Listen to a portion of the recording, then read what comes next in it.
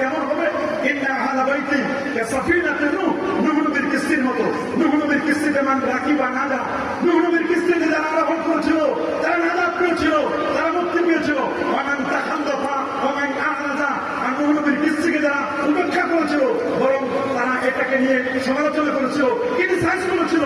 আজকে আহলে বাইতের সম্মেলন করলে, মওলা আলী কনফারেন্স করলে এটাকে নিয়ে একদম সমালোচনা করে। কথা বলুন, সেই যুগে এরকম সমালোচক ছিল, তানকিদকারী ছিল। মনে রাখবেন, যারা আহলে বাইতের তানকিদ করবে, সমালোচনা করবে, ইন্না তানকিদাস সাহাবাতে, সাহাবায়ে কেরামের সমালোচনা করা, আহলে বাইতের সমালোচনা করা, নবীর পরিবারের সমালোচনা করা, এটি হারাম, এটি